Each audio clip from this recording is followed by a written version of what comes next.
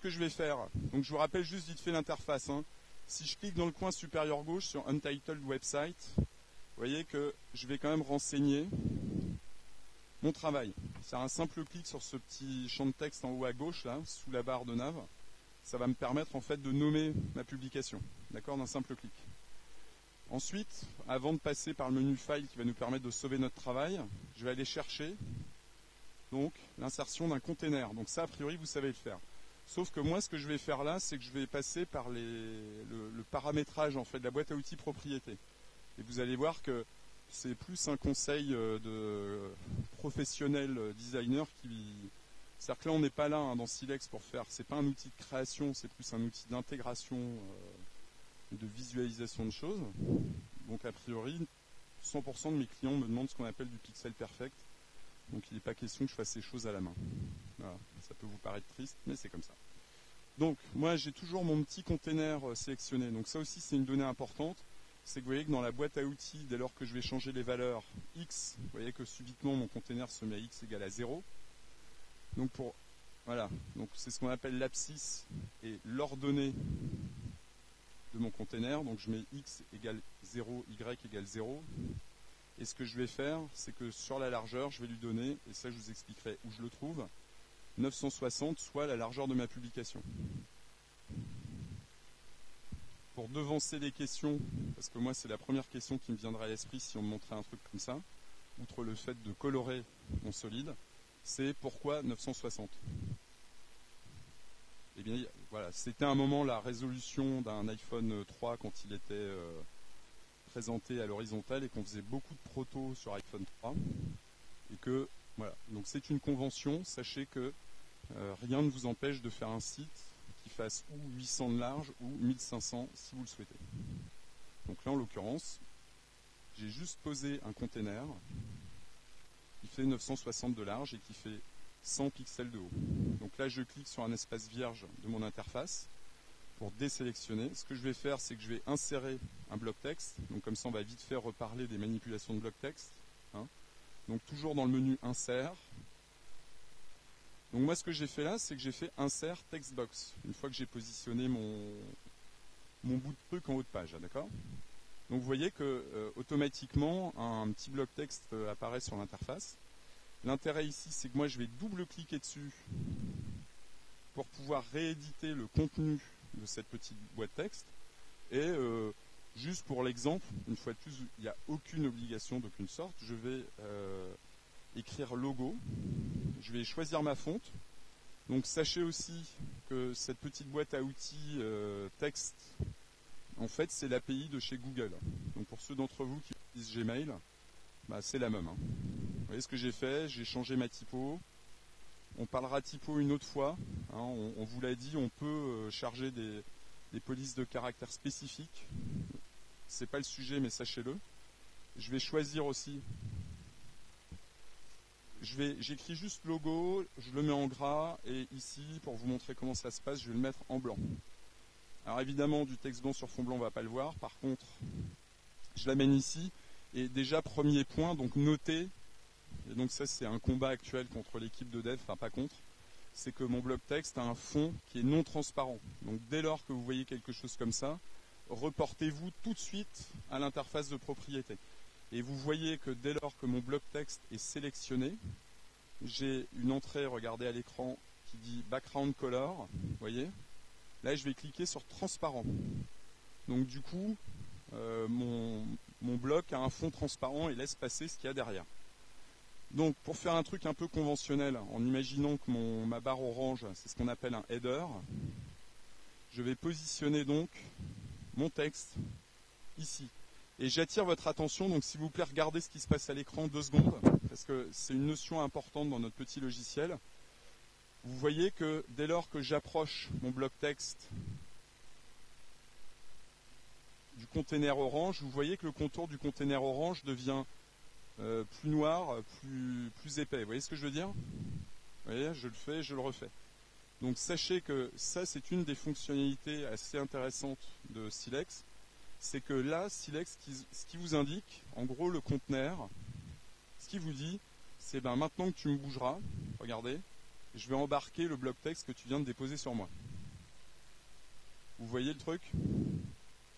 L'intérêt de cette manip, chers amis, eh ben, c'est de créer ce qu'on appelle des groupes. Alors pour ceux d'entre vous qui ne font pas de PAO, je pense la majorité d'entre vous, ça ne peut avoir que peu de sens. Mais imaginez dès lors que vous aurez positionné des bandeaux avec l'identité de votre association, son logo, du texte, etc. Cette fonctionnalité vous permet d'embarquer plusieurs éléments et de n'avoir finalement à positionner qu'un méta-élément, quoi. Le container. C'est un groupe, quoi. D'accord? Donc, ensuite, ce que je vais faire, c'est que je vais rappeler un autre container. Donc je vous le fais pour l'exemple parce qu'il y a des fonctionnalités qu'il faut que je vous montre sur les containers. Donc je retourne dans mon menu insert et je vais aller dans container. Alors pour les plus techos d'entre vous, vous constaterez que sur la même ligne que container sur le côté droit, il y a un petit chiffre bizarre plus C. Donc ça sur Windows, c'est ce qu'on appelle un raccourci clavier. Enfin sur Mac aussi, mais Alt sur Mac ça marche pas, je crois. Hein. Enfin, ça doit être option. Mais si vous faites Alt C, vous n'êtes plus obligé de passer par le menu, vous voyez. Bon, je comprendrais que vous ne le fassiez pas, mais objectivement, quand vous passez une journée à travailler sur cet outil, le fait de passer par les keyboard shortcuts, soit les raccourcis clavier, fait gagner un temps précieux. Et ça pour tous les logiciels que vous connaissez, hein, c'est pas propre à Silex. Donc mon petit container, regardez, donc je le tiens, je l'ai pris. Ce que je vais faire pour que vous le voyez bien, c'est que je vais choisir une couleur, et regardez aussi un truc, hein. Bon, ça c'est parce que vous faites peut-être pas tous de la PAO. Je vais sélectionner mon bloc et je veux vraiment que ça soit le même orange, quoi. Alors regardez, je vais recliquer sur ma petite barre ici. Et là, Silex vous affiche un code qu'on appelle le code hexadécimal, qui est en fait la description entre guillemets informatique de la teinte que nous utilisons. Donc je vais copier-coller ce code hexadécimal et je vais le recoller et je colle ma teinte. Voilà. Alors pourquoi je prends le temps de vous refaire faire un deuxième container? Eh bien regardez, je resélectionne mon ami là. Et pour ceux d'entre vous qui ont déjà regardé un peu ce qui se passe dans la boîte à propriété sur la droite de l'interface, donc vous avez vu que dans Background Color, on pouvait choisir une couleur, voire la chercher ailleurs sur Internet, parce que si vous cherchez des teintes très spécifiques, notamment votre charte graphique, il y a plein de services en ligne qui vous permettent de partir de valeurs de quadri, de RGB et d'avoir le code hexadécimal. Pour ceux d'entre vous qui ne comprennent pas ce que je leur dis, ce n'est pas un souci, mais notez que vous ne comprenez pas et je vous l'expliquerai dès que j'en aurai l'occasion, c'est-à-dire a priori aujourd'hui, parce qu'il n'y a pas de raison que vous soyez bloqué par ça. Si vous regardez en dessous de ce qui se passe de Background Color, je vous demande pour l'instant de passer sur Background Image, parce que ça c'est une petite fonctionnalité rigolote, vous allez comprendre très vite, mais je vais vous montrer encore plus simple. Vous voyez l'entrée dite Border. D'accord? Donc Border, tout simplement en français, c'est contour. Donc ça, c'est vraiment aussi une fonctionnalité absolument classique de tous les logiciels de PAO. Vous voyez que si je saisis une valeur dans width, je vous le dis limite avec l'accent. Pour les anglophones parmi vous, vous savez que ce n'est pas le bon accent, mais tant pis. Et vous voyez que quand je mets une valeur dans width, eh ben, mon contour prend une valeur. C'est-à-dire que par défaut, cette valeur est à 0, donc il n'y en a pas. Mais dès lors que je mets une valeur, elle apparaît. Et vous me dites oui, mais bon, quand même, la couleur de ma width, de mon border, pas terrible. Donc, même si c'est pas super explicite, vous avez en dessous un truc marqué color, et je vais pouvoir ici, regardez, changer la teinte de mon contour. Voilà. Ok. Donc ça, c'est une fonctionnalité un petit peu basique qui a aujourd'hui, à mon sens, et je vous le dis parce qu'a priori, j'aimerais que vous contribuiez à notre logiciel, qui a un gros défaut, et celui qui me dira lequel dans les 30 secondes qui viennent, eh bien, je peux lui offrir un chouette sagrume. Donc qu'est-ce qui se passe à votre avis là? Vous voyez, moi il se passe un truc pour moi qui fait que j'ai du mal à utiliser cette fonctionnalité honnêtement. Ouais, border.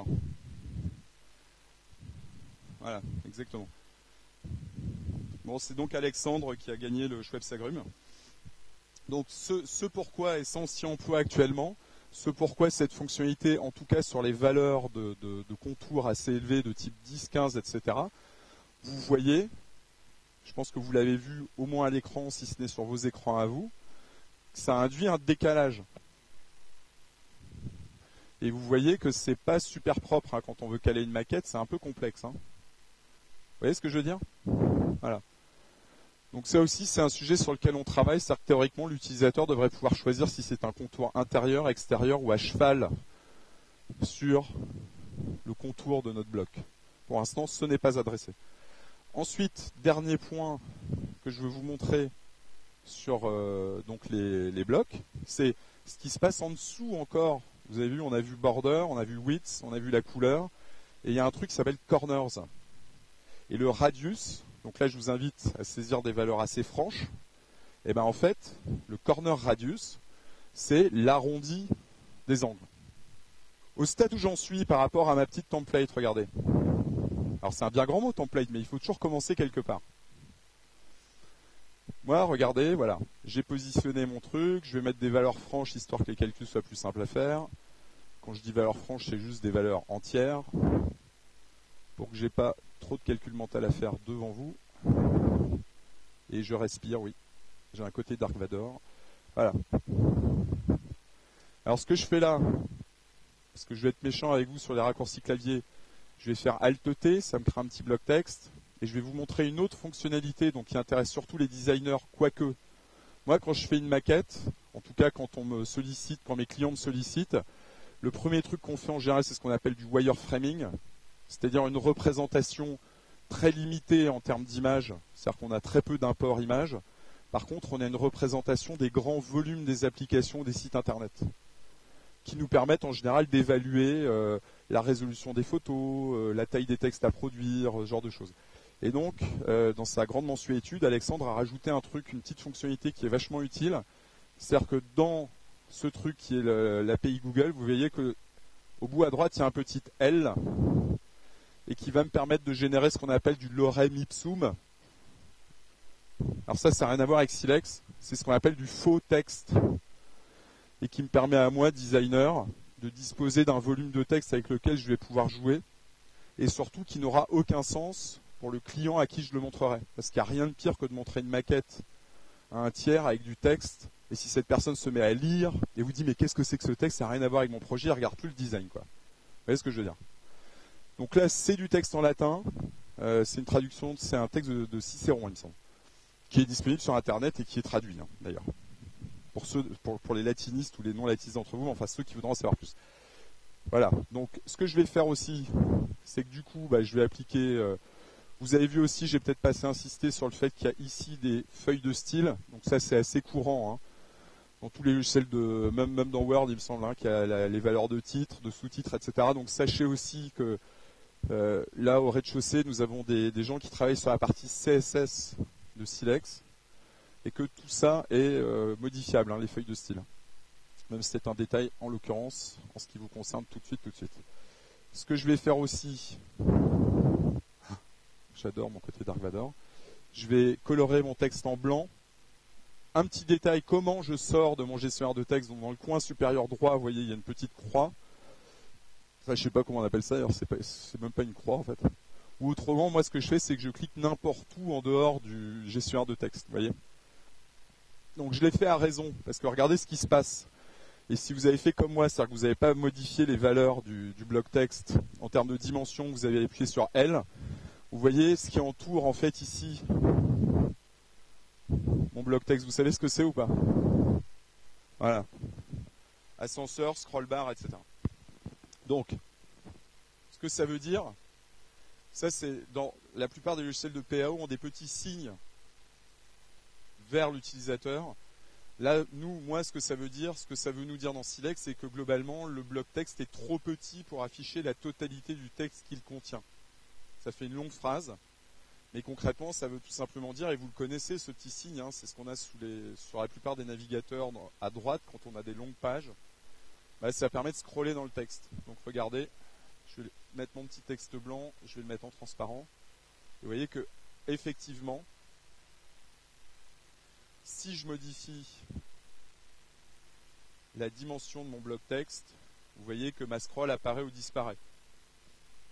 Donc, je reviens sur ce que je vous ai montré, hein, c'est-à-dire que voyez toujours la corrélation entre guillemets entre l'élément que vous avez sélectionné sur votre interface et le contenu, s'il vous plaît, le contenu de la partie droite de votre écran. Ce sont les propriétés contextuelles de l'objet que vous avez sélectionné sur la scène.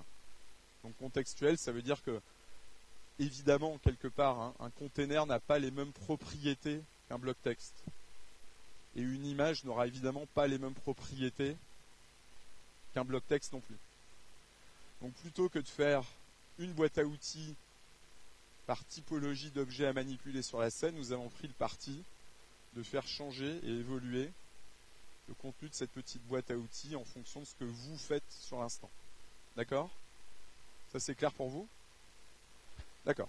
Alors, ce que je vous montre, et ensuite on va passer vraiment à la finalisation de ce premier tour, c'est que je retourne dans le menu insertion, mais là j'ai non pas demandé l'insertion d'un bloc texte ou d'un container, mais j'ai demandé l'insertion donc d'une image. Et je pense que je vais devoir faire ce que vous avez tous fait, c'est-à-dire que je pense que je ne me suis pas connecté à mon service Dropbox. Oui, je vous écoute. La largeur. La largeur. 960.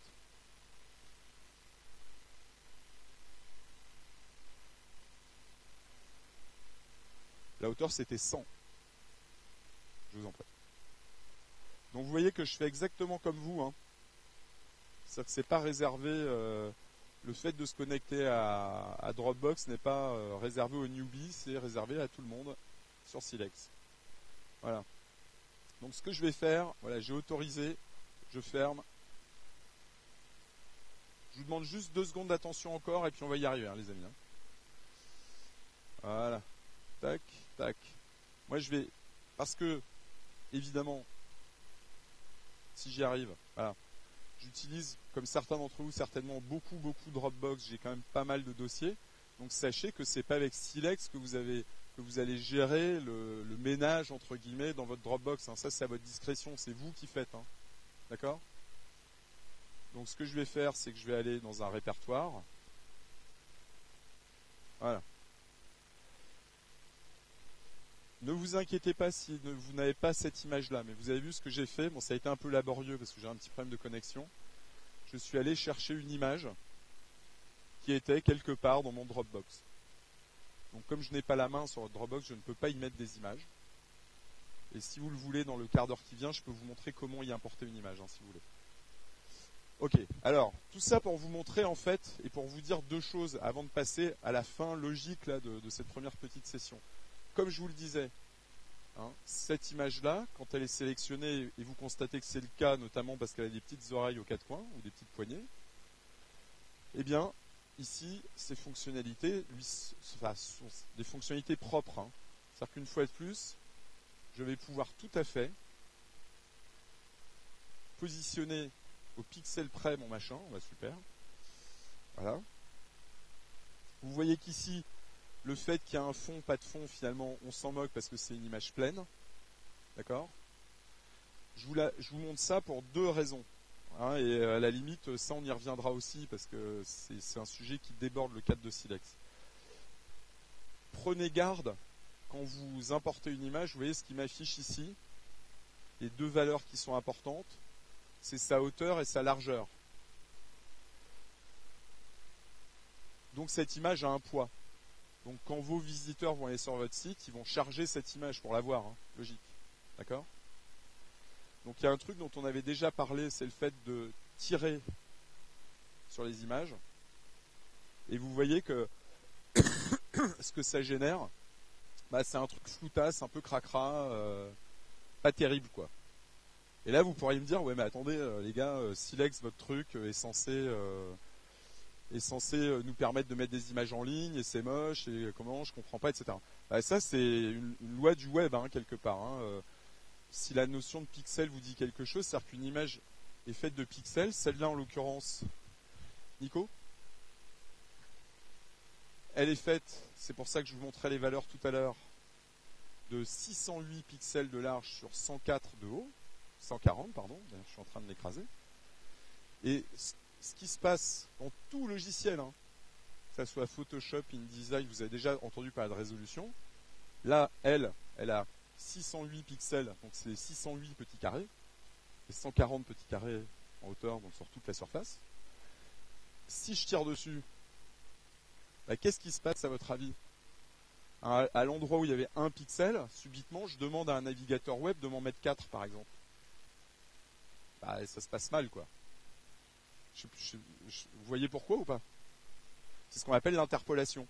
Donc il y a des logiciels dont Nicolas nous parlera certainement une fois, qui ont des vrais gros moteurs d'interpolation qui permettent de tirer sur les images et bizarrement de ne peu ou pas perdre de résolution. Photoshop le fait à peu près correctement. Pour ceux d'entre vous qui font du Photoshop, il faut aller dans les préférences, ils peuvent faire des interpolations bicubiques. Voilà. Donc, en réalité, ne tirez pas sur vos images. Si vous les agrandissez, sauf si vous aimez les pixels. Et ça se passera immanquablement, ce qui se passe ça. C'est le côté flou pourri, quoi. Et inversement, et là, on va clore ce premier run. Je vais revenir à 608 sur 140. Eh bien, si je la réduis, alors vous voyez ce que je fais là, je réussis à la réduire homothétiquement. Ça vous dit quelque chose, homothétie? C'est-à-dire que si je le fais à la main là, bah, forcément je vais la déformer et je vais perdre un peu le ratio hauteur-largeur, la dimension, quoi. Bon, si vous appuyez sur la touche Maj, vous voyez que je fais une interpolation, enfin je réduis sa résolution de façon homothétique. Je ne connais pas d'autres mots pour le dire, excusez-moi. Homogène, ouais. Voilà. On garde le même ratio hauteur-largeur. Donc pourquoi il ne faut pas faire ça non plus? Enfin, on peut le faire, hein. Alors non, parce que ça c'est quand même comme en fait c'est la même raison que précédemment. Alors, c'est-à-dire que là où on a 1 pixel, subitement on lui dit non, il faut en faire rentrer 4. Alors bah non, justement, voilà, c'est là où je voulais en venir. On va sauvegarder ce petit template. C'est que une image a un poids, 608 pixels sur 140 fois la chromie ou la luminance, enfin les valeurs H, S et L de chaque pixel. Donc pour l'instant on est en 8 bits, on est en RGB, donc 3 canaux, enfin bref. Donc on est en 24 bits, enfin bref. Donc tout ça pour vous dire qu'une image elle a un poids et qu'on pourrait imaginer, et c'est ce que je vous disais, c'est vos visiteurs pour voir ça, si je publie ce truc là, mes visiteurs pour voir cette image, il va falloir qu'ils la chargent, d'accord? Et si en réduisant l'image, j'imagine réduire le poids de l'image, eh bien je me trompe. C'est-à-dire que l'image, elle garde le même poids. Donc ne vous inquiétez pas si vous n'entendez pas ce que je vous dis, parce qu'on a encore 8 ateliers pour avancer sur ces problématiques-là. Mais idéalement, ne jouez pas avec les dimensions de vos assets en pixels, quoi. Il y a des logiciels très bien, il y a même des logiciels gratuits qui vont vous permettre de redimensionner des images, de les découper, etc. Et là, je vais finir donc par sauvegarder. Voilà, donc je fais un save file.